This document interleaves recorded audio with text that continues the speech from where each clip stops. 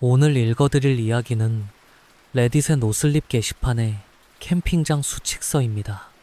우리 가족은 꽤 넓은 캠핑장 하나를 운영하고 있어.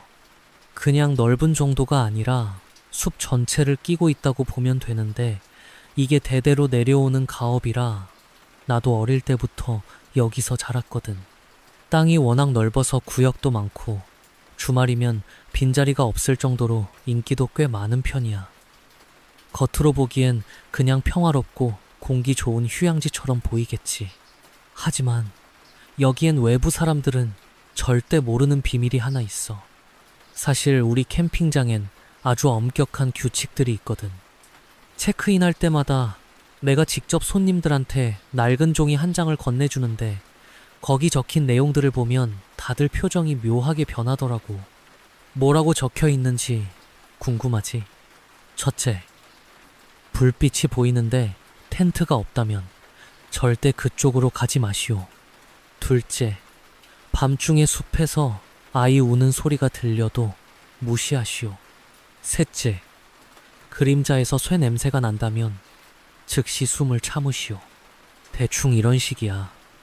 처음 온 손님들은 이걸 읽고 나면 피식 웃으면서 나를 쳐다보대. 다들 여기가 무슨 공포체험 테마파크나 엘러윈 이벤트를 하는 줄 아나 봐. 어떤 손님은 재밌다면서 기념사진까지 찍어가려고 하길래 내가 정색하고 말했지. 이건 장난이 아니니까 목숨을 부지하고 싶으면 꼭 지키시라고 말이야. 그랬더니 기분 나쁜 표정으로 알겠다고 하던데 속으로는 여전히 비웃고 있었을걸? 하지만 해가 지고 어둠이 깔리면 그 웃음기는 싹 사라지게 될 거야. 여긴 밤이 되면 완전히 다른 세상으로 변하니까. 내가 이 일을 물려받은 지도 벌써 10년이 넘었네. 처음엔 나도 도망치고 싶었어.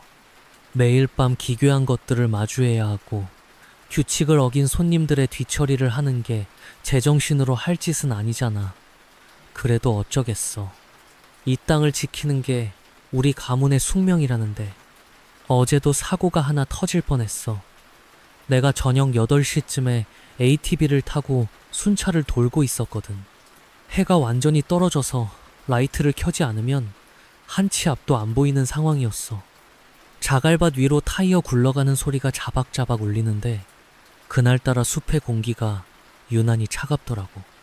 입김이 하얗게 나올 정도는 아니었지만 살에 닿는 바람이 마치 죽은 사람의 손길처럼 끈적하고 서늘했어. 4번 구역 근처를 지나가는데 웬 남자가 텐트 밖으로 나와서 숲 쪽을 멍하니 바라보고 있는 거야. 그쪽은 낭떠러지가 있어서 울타리를 쳐놓은 출입 금지 구역이거든. 저기요, 손님, 거기서 뭐 하십니까? 내가 큰 소리로 불렀는데도 대답이 없대. 마치 뭔가에 홀린 사람처럼 미동도 하지 않고 어둠 속을 응시하고 있길래 덜컥 겁이 나더라고. 혹시 저 사람이 규칙을 어기고 무언가와 눈을 마주친 건 아닐까 싶어서 말이야. 난 급하게 ATV 시동을 끄고 그 남자한테 달려갔어. 발소리를 죽이고 조심스럽게 다가갔지. 가까이 가보니까 이 남자가 중얼거리는 소리가 들리네. 예쁘다. 정말 예뻐. 도대체 뭐가 예쁘다는 건지 알 수가 없어서 나도 그 남자의 시선을 따라 고개를 돌려봤어. 그랬더니 숲 안쪽 칠흑 같은 어둠 속에 희미한 불빛 하나가 둥둥 떠 있더라고. 랜턴이나 손전등 불빛은 아니었어. 색깔이 아주 묘했거든. 굳이 표현하자면 썩은 고기에서 나는 인광 같은 푸르스름하면서도 탁한 빛이었지. 그 불빛이 춤을 추듯이 살랑살랑 흔들리면서 점점 멀어지는데 그 남자가 울타리를 넘으려고 한 발을 떼는 거야. 아차 싶어서 내가 냅다 그 사람 뒷덜미를 낚아챘어. 정신 차리세요. 내가 소리를 꽥 지르니까 그제야 남자가 화들짝 놀라면서 나를 돌아보대. 눈동자가 풀려 있다가 서서히 초점이 돌아오는데 얼굴이 창백하게 질려 있더라고. 관리인 양반? 내가 왜 여기 있지? 남자는 자기가 방금 뭘 하려고 했는지 전혀 기억을 못하는 눈치였어. 나는 한숨을 푹 내쉬고 숲 쪽을 다시 봤지. 그 푸른 불빛은 이미 사라지고 없었어. 만약 내가 1분이라도 늦게 도착했으면 이 남자는 절벽 아래로 떨어졌거나 아니면 그것들에게 끌려가서 영원히 돌아오지 못했을 거야. 이런 일이 한두 번이 아니야. 숲에 사는 그것들은 아주 교활하거든. 사람의 호기심을 자극하거나 가장 약한 부분을 파고들어서 유혹해. 손님을 텐트로 돌려보내고 나서 다시 순찰을 도는데 이번엔 샤워장 쪽에서 이상한 냄새가 나더라고. 아까 말했던 규칙 기억나? 쇠 냄새가 나면 숨을 참으라는 거. 그게 그냥 피 냄새를 말하는 게 아니야. 오래된 동전이나 녹슨 철봉을 핥았을 때 나는 비릿하고 톡 쏘는 쇠맛. 그게 공기 중에 섞여 있으면 주변에 그림자 없는 남자가 있다는 신호거든. 코를 킁킁거리며 냄새의 근원지를 찾고 있는데 샤워장 건물 뒤편 어두운 구석에 누군가 서 있는 것 같았어. 형체는 사람처럼 보이는데 윤곽선이 흐릿해서 꼭 먹물이 물에 번진 것 같은 모습이었지. 심장이 쿵쾅거리기 시작했지만 내색은 안 했어. 여기서 내가 겁을 먹거나 당황하면 그것들은 더 신이 나서 날뛰니까. 나는 주머니에서 소금이 든 작은 주머니를 꺼내서 손에 꽉 쥐었어. 우리 할머니가 만들어주신 부적 같은 건데 효과가 있을지는 모르겠지만 없는 것보단 낫겠지 라고 생각하며 버티는 거지 뭐. 그 흐릿한 형체가 스윽 하고 움직이더니 샤워장 벽을 통과해서 안으로 들어가 버리대 큰일 났구나 싶었어. 지금 저 안에 누가 씻고 있으면 꼼짝없이 당할 텐데. 나는 무전기를 들고 사무실에 있는 동생한테 연락했어. 야, 이번 샤워장에 누구 있어? CCTV 좀 확인해봐. 치지직거리는 잡음 섞인 소리와 함께 동생 목소리가 들려왔어. 잠깐만. 형. 지금 막 여자 손님 한 명이 들어갔는데. 근데 왜? 또 뭐 나왔어? 젠장, 빨리 방송해. 시설 점검 때문에 지금 당장 나와야 한다고. 내가 소리치면서 샤워장 쪽으로 뛰어가는데 갑자기 건물 전체의 전등이 파바박 하고 깜빡거리는 거야. 전구 터지는 소리가 퍽퍽 하고 연달아 들리더니 사방이 캄캄해졌어. 그리고 여자 비명소리가 찢어질 듯이 울려 퍼졌지. 으아 하는 소리가 밤하늘을 가르는데 그 소리가 너무 처절해서 내 발이 순간 얼어붙는 것 같았어. 하지만 멈출 수가 없잖아. 여기서 내가 멈추면 그 손님은 죽은 목숨이니까. 손전등을 켜고 샤워장 문을 벌컥 열었어. 내부는 습기로 가득 차 있었고 깨진 전구 파편들이 바닥에 널려 있어서 밟을 때마다 와자작거리는 소리가 났어. 손님, 괜찮으세요? 어디 계십니까? 손전등으로 이리저리 비추는데 구석진 샤워부스 커튼 밑으로 붉은 물이 흘러나오는 게 보이더라고. 물하고 섞여서 묽어지긴 했지만 분명 피였어. 쇠 냄새가 진동을 해서 구역질이 날 정도였지. 나는 숨을 꾹 참고 천천히 그쪽으로 다가갔어. 커튼을 젖혀야 하나 말아야 하나 수만 가지 생각이 머릿속을 스쳐 지나가대. 만약 커튼 뒤에 그놈이 아직도 있으면 어떡하지? 아니, 이미 손님이 당했다면 내가 할 수 있는 게 있을까? 그래도 확인은 해야 하니까. 떨리는 손으로 커튼 자락을 잡았어. 축축하고 차가운 감촉이 손끝에 닿았지. 확 젖혔는데 다행인지 불행인지 그놈은 없었어. 대신 여자가 바닥에 주저앉아 덜덜 떨고 있더라고. 팔 쪽에 깊게 베인 상처가 하나 있었는데 날카로운 칼로 그은 게 아니라 마치 짐승 발톱에 긁힌 것처럼 살점이 너덜너덜했어. 살려주세요. 검은 개. 여자는 공포에 질려서 말도 제대로 못하고 횡설수설하더라니까. 나는 일단 지혈부터 해야겠다 싶어서 입고 있던 재킷을 벗어 상처 부위를 압박했어. 피가 멈추지 않고 계속 배어 나오는데 셔츠가 금방 축축해지더라고. 괜찮습니다. 이제 갔어요. 제가 왔으니까 안심하세요. 그렇게 말하면서도 내 눈은 계속 주변을 살폈지. 그놈이 언제 다시 튀어나올지 모르니까. 그때였어. 등 뒤에서 누가 내 귓가에 대고 속삭이는 소리가 들리는 거야. 아주 작고 건조한 목소리로. 놓쳤네. 머리카락이 쭈뼛 서는 기분이었어. 바로 뒤에 있는 게 확실했거든. 나는 뒤도 안 돌아보고 여자를 일으켜 세워서 밖으로 끌고 나갔어. 무거운 줄도 모르겠더라고. 그냥 여기서 벗어나야 한다는 생각뿐이었지. 사무실로 돌아와서 응급처치를 하고 구급차를 불렀어. 다행히 생명에는 지장이 없대. 경찰한테는 샤워장에 튀어나온 녹슨못에 긁혔다고 둘러댔어. 어차피 사실대로 말해봤자 미친 사람 취급이나 받을 텐데 뭐하러 입 아프게 설명하겠어? 여자는 병원으로 실려가면서도 계속 헛소리를 했어. 그림자가 자기를 쳐다봤다고, 눈이 없는 얼굴이 자기를 보고 웃었다고 말이야. 구급대원들은 쇼크 때문에 헛것을 본 거라고 생각하는 눈치였지만 나는 알지. 그게 진짜라는 걸. 이런 사건이 터지면 며칠 동안은 잠잠해져. 그것들도 사냥에 실패하면 잠시 몸을 사리는 건가 봐. 덕분에 오늘 밤은 좀 조용할 것 같긴 한데 그래도 방심은 금물이야. 여기는 언제 뭐가 튀어나올지 모르는 곳이니까. 아, 맞다. 며칠 전엔 마차가 지나가는 걸 봤다는 손님도 있었어. 이건 좀 골치 아픈 경우인데 옛날 서부 개척 시대에나 볼 법한 낡은 마차가 새벽 3시쯤 되면 캠핑장을 가로질러 가거든. 말발굽 소리가 따그닥 따그닥 하고 선명하게 들리는데 절대로 창밖을 내다보면 안 돼. 그 마차를 끄는 마부는 머리가 없거든. 그리고 마차 뒤에는 쇠사슬에 묶인 사람들이 질질 끌려가고 있는데 그 사람들은 다 예전에 실종된 캠핑장 손님들이라는 소문이 있어. 어떤 대학생 커플이 3번 구역에 텐트를 쳤는데 새벽에 그 소리를 들었나 봐. 여자가 호기심을 못 참고 텐트 지퍼를 살짝 내리고 밖을 내다봤대. 그리고 다음날 아침에 어떻게 됐는지 알아? 여자는 멀쩡했어.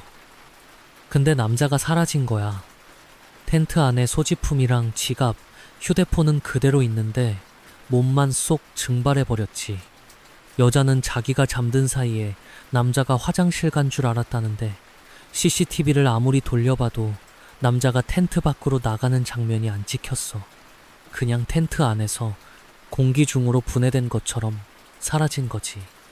경찰이 와서 수색견을 풀고 난리를 쳤지만 머리카락 한 올도 못 찾았어. 나는 짐작 가는 게 있지만 입을 다물었지.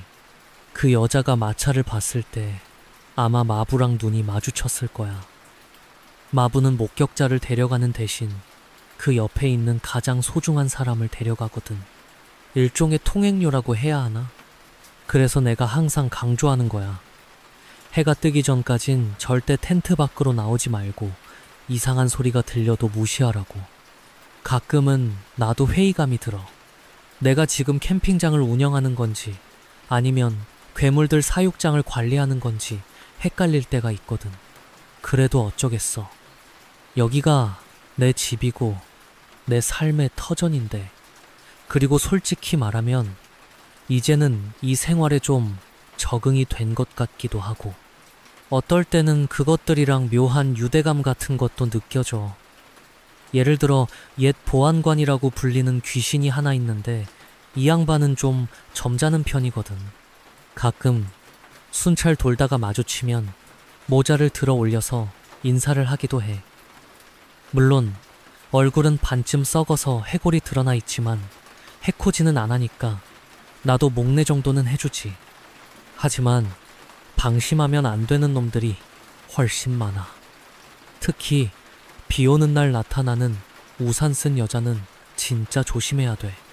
비가 추적추적 내리는 날이면 빨간 우산을 쓰고 숲길을 걸어 다니는데 우산 아래로 보이는 하얀 손이 엄청 예쁘대. 그래서 남자 손님들이 홀린 듯이 따라가곤 하는데 그 여자 우산 밑에 머리가 없어. 대신 커다란 입이 하나 달려있는데 그 입으로 사람 머리를 우드득 씹어먹는다는 얘기가 있어.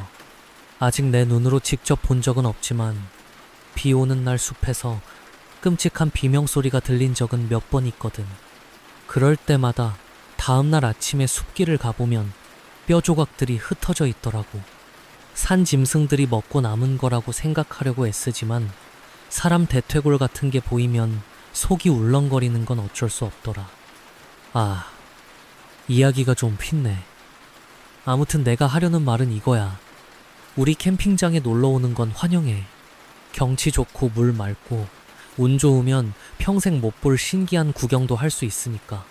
하지만 제발 부탁인데 하지 말라는 건 좀 안 했으면 좋겠어.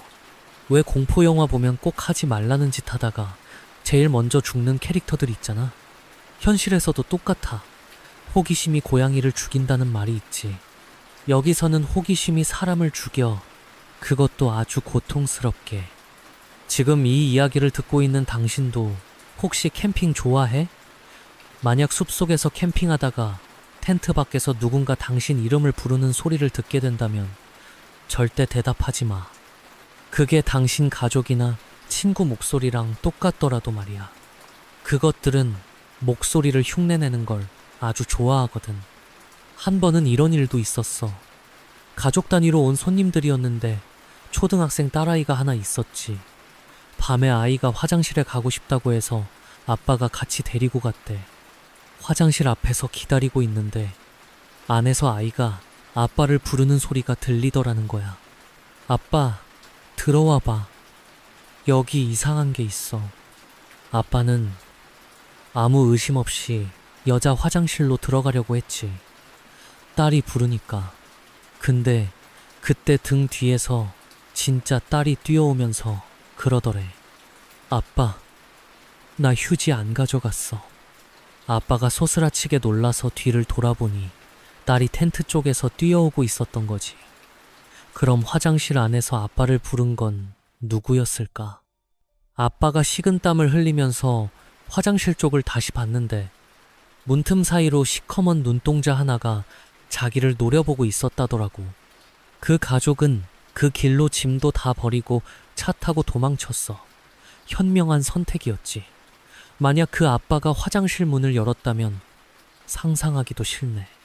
이런 일들을 겪다 보면 인간에 대한 회의감보다는 인간이 얼마나 나약한 존재인지 깨닫게 돼. 우리는 우리가 이 세상의 주인이라고 착각하고 살지만 사실은 거대한 먹이 사슬의 아주 아래쪽에 위치해 있는 건지도 몰라. 적어도 이 숲에서는 확실히 그래. 그렇다고 너무 겁먹지는 마. 내가 있잖아. 난 베테랑 관리인이라고. 내가 만든 규칙만 잘 지키면 아무 일 없을 거야. 아마도 내가 아무리 베테랑이라지만 나도 가끔은 감당하기 힘든 순간들이 있어. 특히 오래된 신들이 움직일 때는 정말 손쓸 도리가 없더라고. 우리 캠핑장이 있는 이 땅이 원래는 아주 옛날부터 원주민들이 신성하게 여기던 곳이었대. 그래서 그런지 가끔 고대의 존재들이 깨어나서 돌아다닐 때가 있는데 그럴 때면 숲 전체가 쥐 죽은 듯이 조용해져. 풀벌레 소리도 뚝 끊기고 바람조차 멈춘 것처럼 고요해지는데 그 압박감이 장난이 아니야. 마치 공기의 밀도가 확 높아진 것처럼 숨쉬기가 힘들어지거든. 작년 가을쯤이었나 보름달이 유난히 밝은 밤이었어. 순찰을 돌다가 호수 쪽을 봤는데 수면 위로 거대한 그림자가 비치더라고. 하늘에는 아무것도 없는데 호수에만 그림자가 생기는 거야. 그 그림자가 점점 커지더니 호수 전체를 뒤덮을 만큼 거대해졌어. 그리고 물속에서 무언가가 솟아오르기 시작했지. 처음엔 거대한 나무 뿌리인 줄 알았어. 굵고 뒤틀린 것들이 물 위로 쑥쑥 올라오는데 자세히 보니까 그게 뿌리더라고. 사슴뿔처럼 생겼는데 크기가 집채만한 거야. 그 아래로 물이 뚝뚝 떨어지는 거대한 머리가 드러났어. 눈은 없고 입만 찢어져 있는데 그 입안에서 푸르스름한 빛이 새어나오고 있었지. 나는 ATV 시동을 끄고 덤불 속에 납작 엎드렸어. 본능적으로 알았거든. 저건 눈에 띄면 끝장이다. 그냥 죽는 게 아니라 영혼까지 소멸될 것 같은 공포가 밀려오더라고. 그 존재가 호수 한가운데 우뚝 서더니 하늘을 향해 입을 쩍 벌리고 소리 없는 비명을 지르는 거야. 귀에는 아무 소리도 안 들리는데 머릿속이 징 하고 울리면서 코피가 주르륵 흐르대. 정신을 잃을 것 같아서 혀를 깨물면서 버텼어. 그 상태로 한 10분 정도 있었나? 그 거대한 게 다시 물속으로 천천히 가라앉더라고. 수면이 잠잠해지고 나서도 한참 동안 꼼짝도 못했어. 다리가 후들거려서 일어날 수가 있어야지. 나중에 할머니한테 여쭤보니까 그게 이 땅의 주인 중 하나라네. 가끔 자기가 살던 곳이 잘 있나 확인하러 나온다나 봐. 만약 그때 내가 튀거나 소리를 냈으면 아마 지금쯤 물고기 밥이 되어 있었겠지. 이런 거대한 놈들 말고도 자잘하게 성가신 놈들도 많아. 텐트 두드리는 아이들 같은 거 말이야. 이 녀석들은 아기는 없는데 장난이 너무 심해. 밤에 자고 있으면 텐트 밖에서 타닥타닥하고 텐트 천을 두드리거든. 처음엔 빗소리인 줄 아는데 리듬이 있잖아. 톡톡 타다닥, 톡톡 타다닥. 그러다 보면 밖에서 아이들 웃음소리가 깔깔깔하고 들려. 나랑 놀자, 문 열어줘 이러면서 절대 열어주면 안 돼. 그냥 무시하고 자는 척하면 지루해서 딴 데로 가거든. 근데 가끔 참을성 없는 손님이 누구니? 밤늦게 떠들면 안 돼 하고 텐트 지퍼를 여는 순간 그 텐트 안은 난장판이 되는 거야. 텐트 안에 모든 물건이 밖으로 집어 던져지고 사람은 글쎄 다음날 아침에 보면 나무 꼭대기에 매달려 있거나 속옷만 입은 채로 숲 반대편에서 발견되곤 해. 다치진 않는데 정신적 충격이 커서 한동안 말을 못하더라고. 그냥 아이들이 심술 부린 거라고 생각하면 편하긴 한데 그 아이들 손자국을 보면 생각이 달라질걸? 손가락이 7개씩 달려있거든. 아, 그리고 제일 골치 아픈 건 완벽한 가족이야. 이건 진짜 소름 돋는 건데 가끔 예약도 안 한 4인 가족이 캠핑장에 나타나. 아빠, 엄마, 아들, 딸.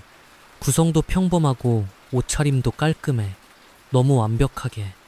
표정도 항상 밝게 웃고 있고 서로 대화하는 것도 너무 교과서적이야. 여보, 날씨가 참 좋네요. 그러게요. 우리 아들은 뭐 하고 싶니? 이런 식이지. 근데 자세히 보면 뭔가 이상해. 눈을 깜빡이지 않아. 단 한 번도.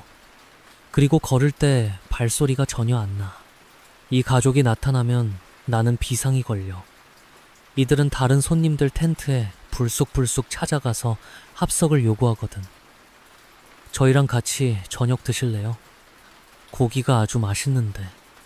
하면서 만약 그 초대를 수락하면 그 손님들은 그 완벽한 가족의 일부가 되어버려. 다음 날 보면 그 손님들도 똑같이 눈도 안 깜빡이고 억지 미소를 지으면서 돌아다니고 있거든. 일종의 전염병 같은 거지. 그래서 이 가족이 보이면 내가 직접 가서 쫓아내야 돼. 근데 이게 보통 일이 아니야.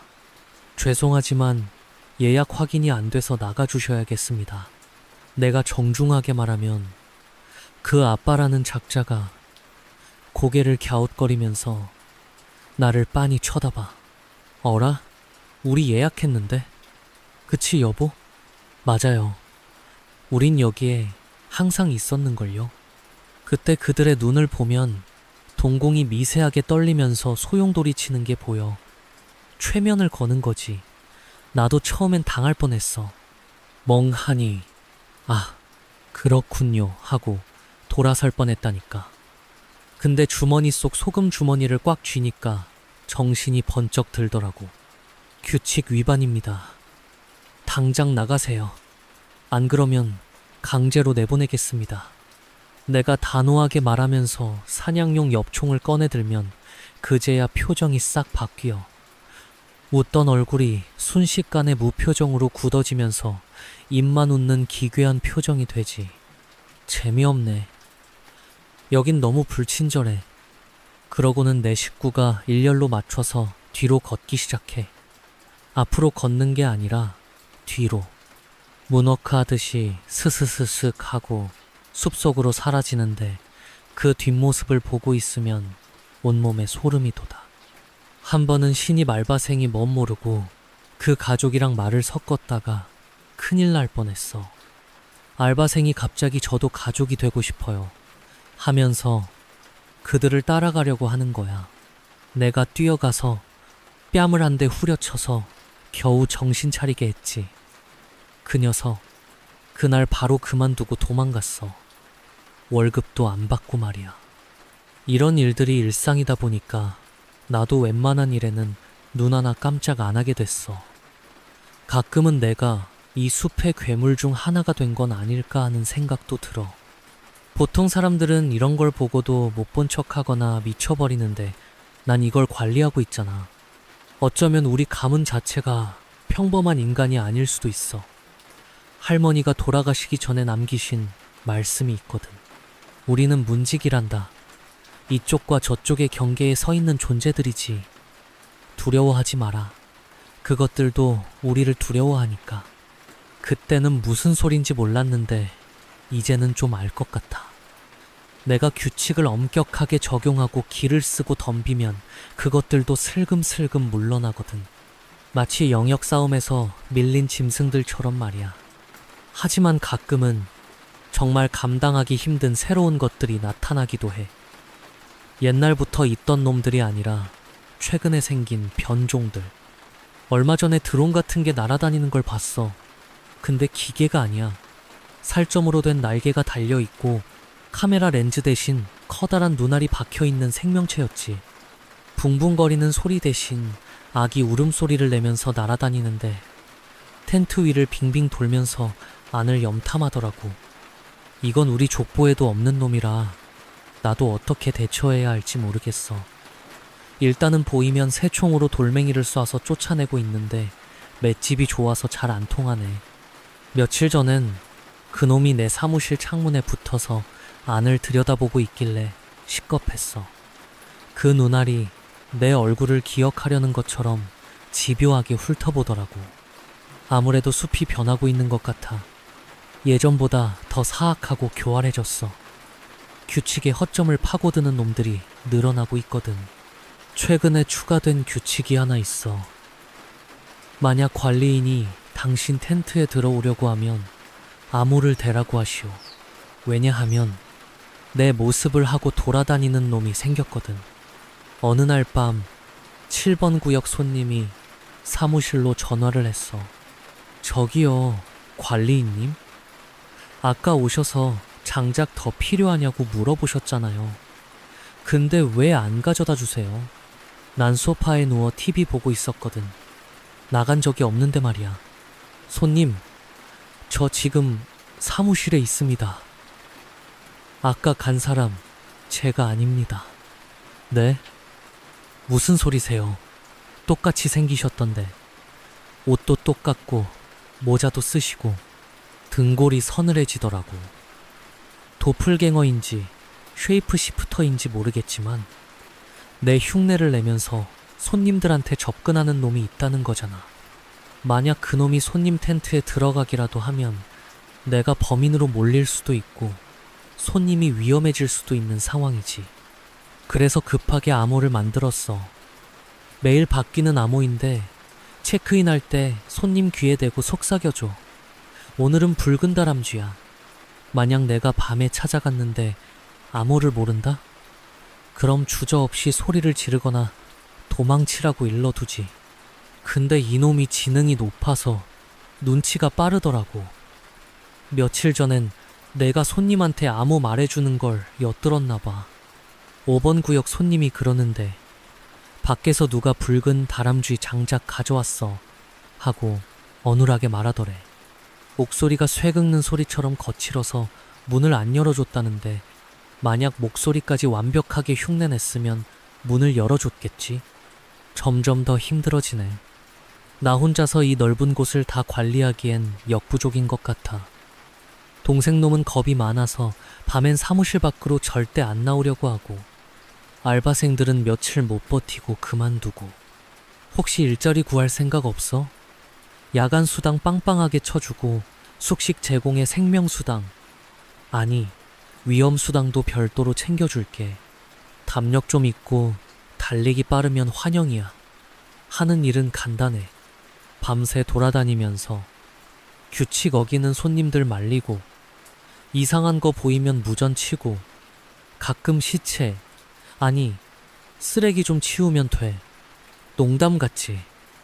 반은 농담이고 반은 진담이야. 아, 벌써 새벽 4시네. 이제 곧 해가 뜨겠어.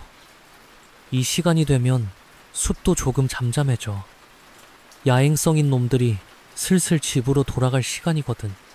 창밖을 보니 안개가 자욱하게 깔렸네. 저 안개 속에서 뭔가 꿈틀거리는 게 보이지만 이제 신경 안 쓸래. 피곤해서 눈이 감기거든. 오늘은 별일 없었으니까 다행이지 뭐. 아까 그 샤워장 여자분은 좀 안타깝지만 목숨은 건졌으니까. 어? 잠깐만. 무전기에서 이상한 소리가 들리는데. 치지직. 형, 살려줘. 사무실 문이 안 열려. 동생 목소린데? 근데 동생은 지금 내 옆 침대에서 자고 있거든? 코까지 골면서. 그럼 무전기 속 저 목소리는 뭐지? 치지직. 문 밖에 형이 서 있어. 웃으면서 도끼를 들고. 아, 저거 그 가짜 나구나. 지금 동생이 있는 척 연기하면서 나를 낚으려는 거야? 아니면 진짜 동생이 사무실에 있고 내 옆에서 자고 있는 이놈이 가짜인가? 순간 머릿속이 하얘지면서 등줄기에 땀이 흐르네. 옆을 슬쩍 봤어. 동생이 이불을 머리까지 뒤집어 쓰고 자고 있어. 숨소리가 규칙적으로 들리는데 가만, 숨소리가 좀 이상해. 색 하는 소리가 아니라 뭔가 젖은 게 끓는 소리 같아. 끄르르. 내가 조심스럽게 이불 끝을 잡았어. 이걸 들춰봐야 하나 말아야 하나. 무전기에서는 계속 동생의 비명소리가 들려와. 형, 들어온다. 창문을 깨고 들어와. 으아. 동시에 내 옆에 누워있는 놈이 꿈틀거리기 시작했어. 이거 텐트 안이 아니라 사무실 안에서 벌어지는 서바이벌 게임이 되어버렸네. 난 지금 베개 밑에 숨겨둔 엽총을 더듬거리고 있어. 이번엔 실탄이 들어있는 진짜 총이야. 옆에 있는 놈이 벌떡 일어나기 전에 먼저 쏴야 할까? 아니면 무전기 속 상황이 진짜일까? 어느 쪽이든 오늘 밤은 쉽게 잠들긴 글른 것 같아. 이야기는 여기까지야. 난 이제 이 상황을 해결하러 가야 하거든. 부디 다음에도 살아서 이 방송을 할 수 있었으면 좋겠네. 만약 내가 다음 주에 방송 안 하면 캠핑장에 새 관리인이 왔는지 확인해봐. 그리고 그 관리인이 눈을 깜빡이는지 꼭 확인하고. 그럼 다들 안전한 밤 보내길 바라. 탕 하고 내가 허공에다 엽총을 쏘는 시푯을 하며 발로 침대를 걷어찼어. 물론 진짜로 쏜 건 아니지만 그 정도 위협은 필요했거든. 옆에 누워있던 놈이 진짜 동생인지 아니면 내 가죽을 뒤집어 쓰려는 괴물인지 확인해야 했으니까. 아, 뭐야, 전직 났어? 동생 놈이 침대에서 굴러떨어지며 비명을 지르대. 눈은 퉁퉁 부어있고 입가엔 침자국이 선명한 게 영락없는 내 동생이더라고. 그 순간 무전기에서 들려오던 처절한 비명소리가 뚝 끊겼어. 대신 치지직거리는 노이즈 사이로 아주 기분 나쁜 쇠 긁는 듯한 웃음소리가 들려오네. 히히. 안 속네. 그 목소리는 내 목소리랑 똑같았지만 억양은 완전히 달랐어. 마치 말을 처음 배우는 기계가 억지로 인간 흉내를 내는 것처럼 뚝뚝 끊어지는 말투였지. 너 이 새끼, 내가 잡히면 가만 안 둔다. 내가 무전기에 대고 으르렁거리니까 뚝 하고 통신이 끊어지더라고. 그제야 긴장이 풀리면서 다리에 힘이 쭉 빠지대. 동생은 바닥에 주저앉아서 이게 무슨 상황이냐며 멍한 표정으로 나를 올려다보는데 설명하기도 귀찮아서 그냥 다시 자라고 했어. 물론 잠이 올 리가 없겠지만 말이야. 그날 밤은 뜬 눈으로 지새웠어. 창문 밖에서 누군가 손톱으로 유리를 긁는 소리가 밤새도록 들렸거든. 끼, 끼. 마치 문 좀 열어달라고 애원하는 것 같기도 하고 들어갈 틈을 찾는 것 같기도 했지. 아침이 밝자마자 밖을 확인해봤어. 사무실 창문 유리창에 온통 손자국이 찍혀 있더라고. 사람 손바닥보다는 훨씬 크고 손가락이 비정상적으로 긴 자국들이었어. 아마 가짜나가 밤새 안을 들여다보면서 입맛을 다시고 있었나 봐. 소름 끼치는 일이지만 뭐 어쩌겠어. 유리에 묻은 끈적한 점액질을 닦아내는 것도 내 업무 중 하나인걸. 이런 일이 있고 나면 룰을 하나 더 추가해야 해. 만약 관리인이 무전으로 도움을 요청하면 절대 응답하지 마시오. 관리인은 무전기가 고장났다고 생각하고 직접 찾아갑니다. 이게 참 아이러니한 게 위급 상황에 쓰라고 있는 무전기가 오히려 목숨을 위협하는 도구가 되어버린다는 거지. 하지만 이 숲에서는 편리한 문명의 이기일수록 더 위험한 덫이 되기도 하더라고. 아, 분위기가 너무 무거워졌나? 좀 다른 얘기를 해줄게. 우리 캠핑장에 춤추는 사람들이 나타나는 시기가 있거든. 1년에 딱 한 번, 안개가 짙게 끼는 날이면 숲속 깊은 곳에서 피리 소리가 들려와. 아주 몽환적이고 아름다운 선율이라서 듣다 보면 정신이 몽롱해지고 기분이 좋아진대. 그러다 보면 숲속 공터에서 사람들이 둥글게 모여 춤을 추고 있는 걸 목격하게 되지. 하얀 옷을 입은 남녀들이 손에 손을 잡고 빙글빙글 도는데 그 모습이 꼭 옛날 민속 축제 같아 보여. 낭만적이지. 그래서 커플들이나 젊은 손님들이 그 광경에 홀려서 가까이 다가가곤 해. 근데 절대, 네버, 무슨 일이 있어도 그 춤판에 끼어들면 안 돼. 그 사람들의 발을 자세히 보면 땅에 닿아 있지 않거든. 공중에 한 5cm 정도 붕 떠서 도는 거야. 그리고 얼굴을 보면 눈, 코, 입이 없어. 그냥 매끈한 달걀 귀신 같은 얼굴인데 거기서 웃음소리가 새어나와. 재작년인가 대학생 무리가 놀러왔을 때 사고가 하나 터졌었어. 술을 좀 거하게 마신 남학생 하나가 그 피리 소리를 듣고 흥이 났나 봐. 친구들이 말리는데도 야, 나도 껴줘 하면서 그 춤추는 무리 속으로 뛰어들어갔대. 그 순간 피리 소리가 찢어질 듯한 고음으로 변하더래. 그리고 춤추던 하얀 옷의 존재들이 동시에 그 남학생을 쳐다봤지. 얼굴도 없는 것들이 말이야. 남학생이 춤판에 끼어들어 손을 잡는 순간 그 춤의 속도가 미친 듯이 빨라지기 시작했어. 빙글빙글, 빙글빙글. 나중에는 너무 빨라서 형체를 알아볼 수 없을 정도가 됐대. 친구들이 비명을 지르면서 구하러 가려고 했지만 보이지 않는 벽에 막혀서 접근도 못했지. 한 10분쯤 지났나 춤이 딱 멈추고 하얀 옷의 존재들은 안개 속으로 사라졌어. 남학생은 어떻게 됐게? 바닥에 쓰러져 있었는데 온몸의 관절이란 관절은 다 꺾여 있었어. 팔다리가 기이한 각도로 뒤틀려서 오징어처럼 흐물거리고 있었지. 근데 더 무서운 건 그 학생이 죽지 않았다는 거야. 입가에 거품을 물고 있는데 계속 희죽희죽 웃으면서 몸을 꿈틀거리고 있더래. 마치 아직도 춤을 추고 있는 것처럼. 병원에 실려갔지만 평생 걷지는 못할 거라더라고. 정신도 온전치 못해서 조용한 밤이면 침대에 누워서 허공에 대고 손을 뻗으며 같이 돌자 라고 중얼거린대. 그러니까 숲에서 음악 소리가 들리면 귀를 막고 도망쳐. 음악을 즐길 수 있는 건 오로지 인간뿐이어야 하는데 여기선 그게 아니니까. 이런 걸 보면 가끔은 자연 자체가 우리를 거부하는 게 아닌가 싶어.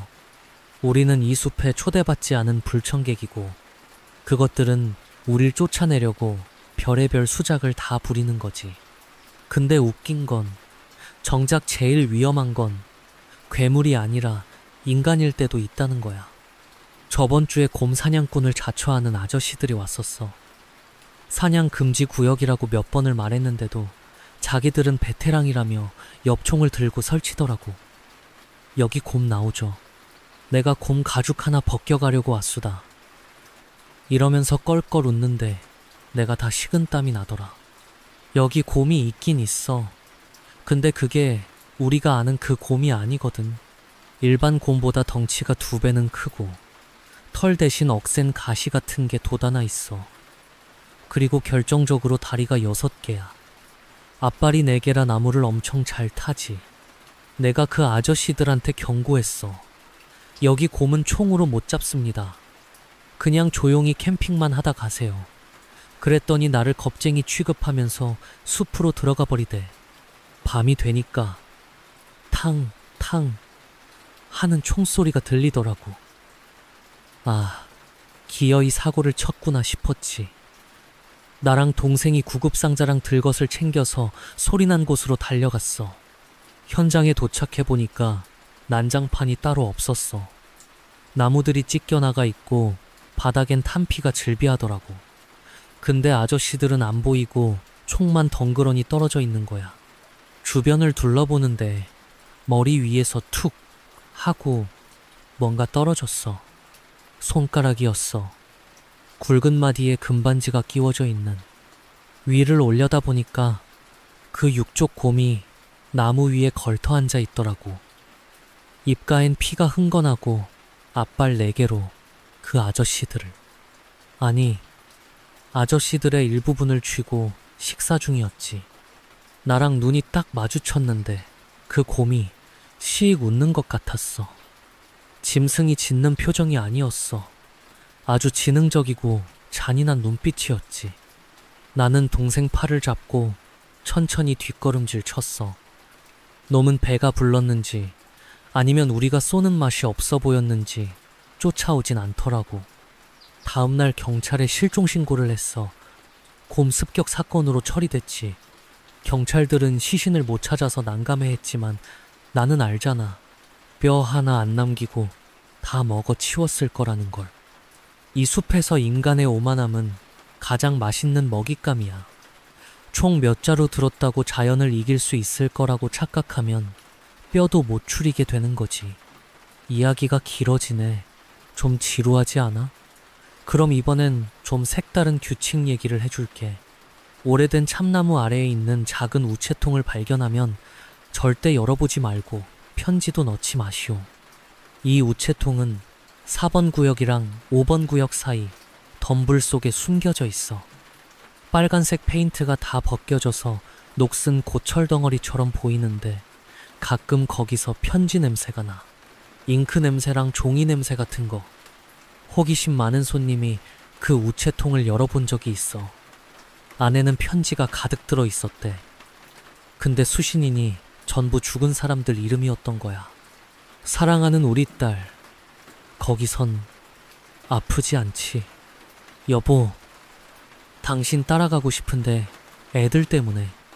이런 내용의 편지들이 수두룩했는데 문제는 그 편지를 읽은 손님이 그날 밤부터 이상해졌다는 거야. 자꾸 허공에 대고 편지를 낭독하듯이 중얼거리고 종이만 보면 미친 듯이 씹어먹으려고 하더라고. 결국 그 손님은 정신병원에 갔어. 의사 말로는 잉크 중독이라는데 내가 보기엔 그 편지에 담긴 망자들의 원념이 옮겨 붙은 것 같아. 그 우체통은 이승과 저승을 연결하는 일종의 틈새 같은 곳이거든. 산 사람이 함부로 건드리면 영혼의 주파수가 꼬여버리는 거지. 그러니까 혹시라도 산책하다가 낡은 우체통을 보면 그냥 못 본 척 지나가. 거기다 편지 넣으면 답장이 오긴 오는데 그 답장을 배달해주는 집배원이 사람이 아니거든. 창백한 얼굴에 입이 꿰매진 남자가 한밤중에 텐트 안으로 들어와서 답장을 손에 쥐어주고 간대. 상상만 해도 끔찍하지 않아? 그리고 중요한 거 하나 더. 혹시 캠핑장에서 고양이를 보게 되면 절대 귀여워하지 마. 우리 캠핑장엔 길고양이가 없어. 뱀이나 부엉이 같은 천적이 많아서 살 수가 없거든. 근데 가끔 털이 윤기 흐르는 검은 고양이가 텐트 주변을 어슬렁거릴 때가 있어. 야 하고 우는 소리가 엄청 애교 섞여 있어서 사람들이 취르나 소시지 같은 걸 주려고 하잖아. 그 고양이가 입을 벌리는 순간 충격받을걸. 입이 턱 밑까지 찢어지면서 그 안에서 사람 손 같은 촉수가 튀어나오거든. 먹이를 낚아채는 게 아니라 먹이를 주는 사람의 손목을 낚아채서 끌고 가려고 해. 힘이 어찌나 센지 성인 남자도 질질 끌려가더라고. 내가 몇 번 구해준 적 있는데 다들 손목에 시퍼런 멍이 들어서 한동안 젓가락질도 못했어. 그 고양이의 정체가 뭔지는 나도 몰라. 그냥 미끼라고 부르고 있어. 이쯤 되면 도대체 이런 곳에서 캠핑을 왜 해? 라고 묻고 싶겠지. 근데 말이야, 인간의 욕망이란 게 참 무서워. 여기 풍경이 기가 막히게 예쁘거든. 특히 가을 단풍이 들 때면 온 세상이 붉게 타오르는 것 같아서 그 장관을 보러 꾸역꾸역 사람들이 찾아와. 하지 말라는 짓만 안 하면 천국 같은 곳이긴 해. 단지 그 천국 바로 옆에 지옥문이 열려 있을 뿐이지. 나도 가끔은 평범한 캠핑장 주인이 되고 싶어. 그냥 쓰레기 분리수거 잘해달라고 잔소리나 하고 밤엔 맥주 한잔 하면서 별 구경이나 하는 그런 산 말이야. 근데 운명이란 게 참 얄궂어서 나는 오늘도 소금 주머니랑 엽총을 챙겨 들고 어둠 속으로 나가야 하네. 저기 5번 텐트 불이 꺼졌는데 밖에서 무슨 소리가 나. 뭔가 질질 끄는 소리랑 쇠 긁는 소리. 아무래도 가짜나가 또 활동을 시작한 것 같아.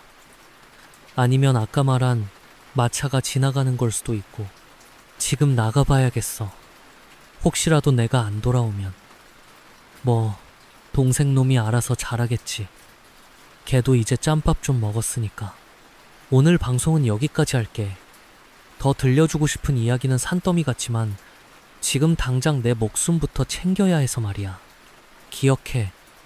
불빛 없는 곳엔 가지 말고 낯선 목소리에 대답하지 마. 그리고 만약 이 캠핑장에 놀러 오게 된다면 꼭 내 진짜 얼굴을 확인하고 그럼 부디 살아남길 바라. 숨을 죽이고 5번 구역으로 다가갔어. 텐트 옆에 누군가 서 있는 게 보이더라고. 내 작업복이랑 똑같은 옷을 입고 내가 즐겨 쓰는 낡은 야구 모자까지 푹 눌러 쓰고 있었지. 뒷모습만 보면 영락없는 나였어. 근데 그놈 손에 든 게 장작이 아니더라. 뭔가 축 늘어진 걸 질질 끌고 있었는데 자세히 보니까 너구리 사체였어. 피가 뚝뚝 떨어지는 걸 텐트 입구에다가 쓱쓱 문지르고 있는 거야. 마치 짐승이 영역 표시를 하듯이 말이야.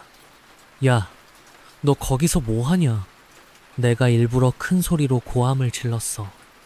놈이 흠칫하더니 천천히 뒤를 돌아보대. 그 얼굴, 지금 생각해도 소름 끼치네. 내 얼굴이랑 똑같이 생기긴 했는데 마치 찰흙으로 빚었다가 덜 굳은 상태에서 뭉개진 것처럼 눈, 코, 입 위치가 미묘하게 어긋나 있었어. 왼쪽 눈은 뺨까지 흘러내려 있고 입은 귀 밑까지 찢어져서 희죽거리고 있었지. 장작. 배달. 왔어. 놈이 쇳소리 섞인 목소리로 내 말을 흉내내는데 그게 너무 기괴해서 헛구역질이 나올 뻔했어. 나는 주저없이 엽총을 겨눴지. 물론 안에는 납탄 대신 굵은 소금이랑 은가루를 섞어 만든 특제 탄환이 들어있어. 배달은 필요 없으니까 꺼져.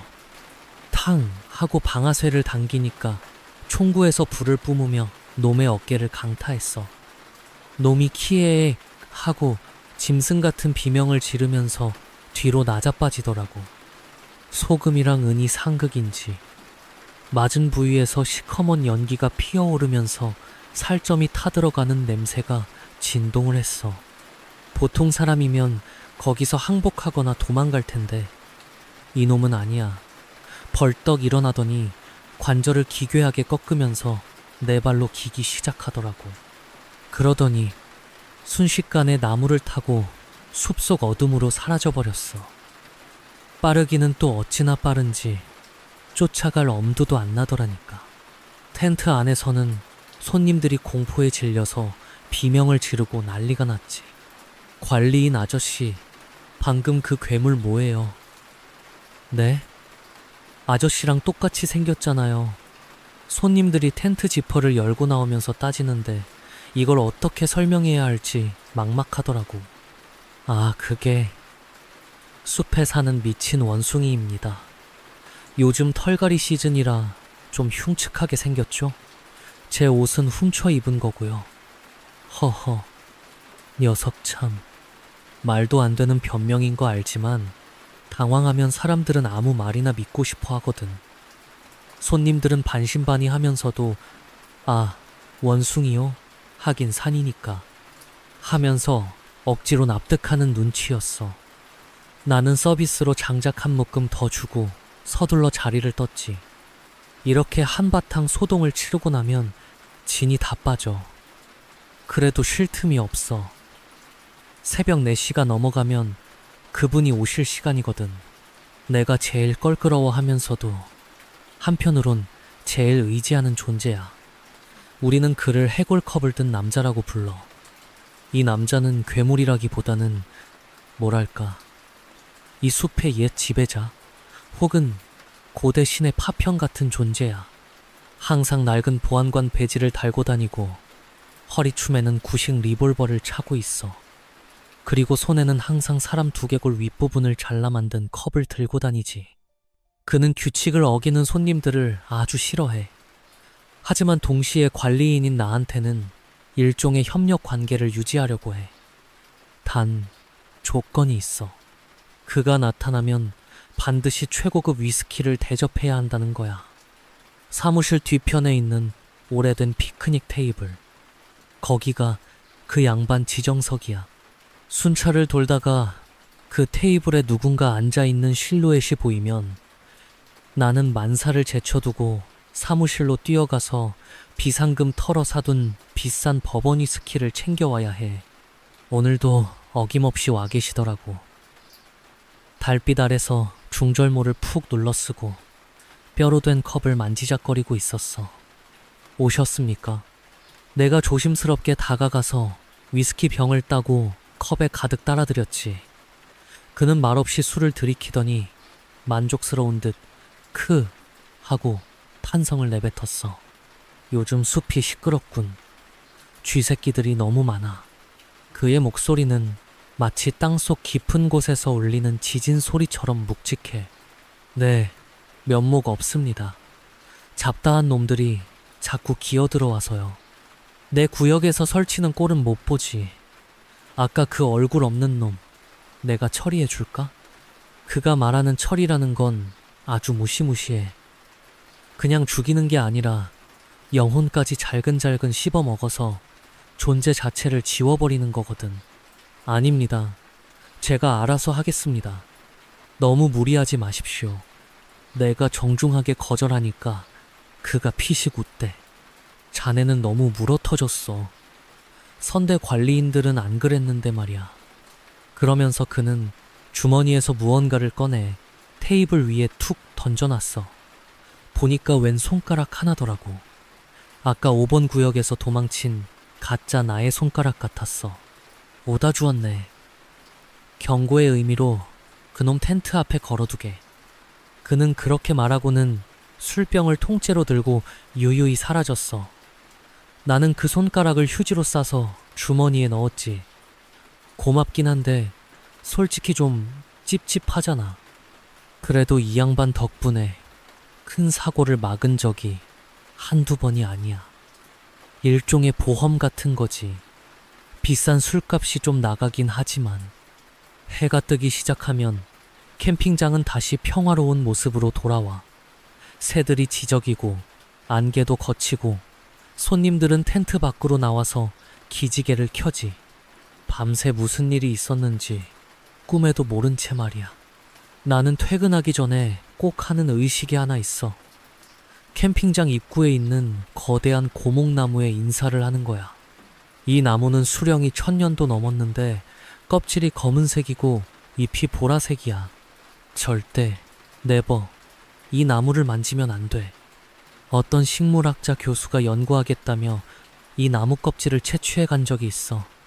내가 극구 말렸는데도 미신을 믿으십니까? 라며 비웃고 가져가더라고. 일주일 뒤에 그 교수한테서 전화가 왔어. 울면서 살려달라고. 손이 나무로 변하고 있어요. 가보니까 진짜로 손끝에서부터 검은 나무 껍질이 돋아나고 있더라고. 피부가 딱딱하게 굳어가면서 손가락이 나뭇가지처럼 뒤틀리는데 고통이 어마어마해 보였어. 병원에서도 원인을 못 찾고 잘라내도 다시 자라난대. 결국 그 교수는 온몸이 나무로 변해서 죽었어. 아니, 죽었다기보다는 나무가 되었다고 해야 하나? 지금은 우리 캠핑장 구석에 심겨 있어.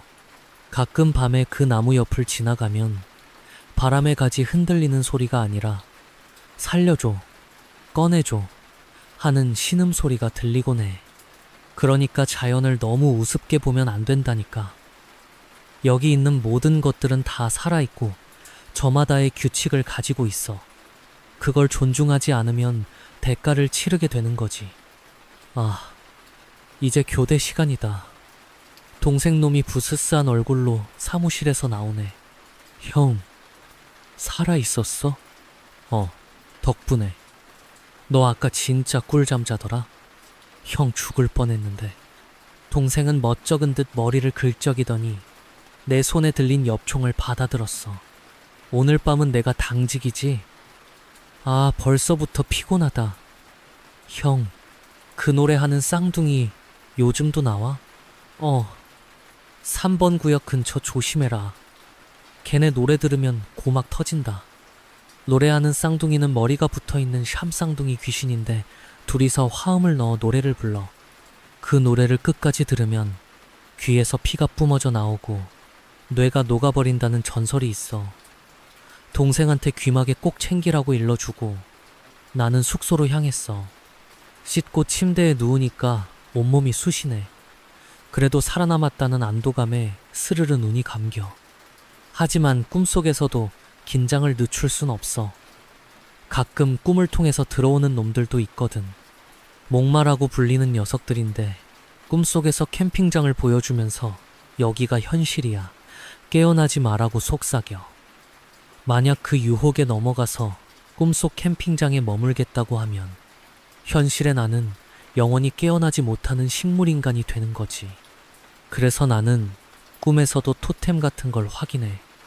내 왼손 엄지에 있는 작은 흉터. 이게 꿈에는 안 보이거든. 흉터가 있으면 현실, 없으면 꿈. 인셉션 같지? 살려면 별짓을 다 해야 한다니까. 자, 내 이야기는 대충 여기까지야. 어때? 아직도 우리 캠핑장에 놀러 오고 싶어? 용기 있는 자는 언제나 환영이야. 아까 말했듯이 경치 하나는 끝내주거든. 단, 오기 전에 유서 한 장 정도는 써놓고 오는 걸 추천해. 그리고 혹시라도 숲에서 나를 만나면 꼭 암호를 물어봐. 내일의 암호는 부러진 화살이야. 잊어버리지 마. 혹시 잊어버리면 내 얼굴을 한 괴물이랑 즐거운 시간을 보내게 될 테니까. 그럼 다들 굿나잇, 그리고 굿럭. 오늘의 방송은 여기까지입니다. 다음 이야기로 찾아뵙겠습니다.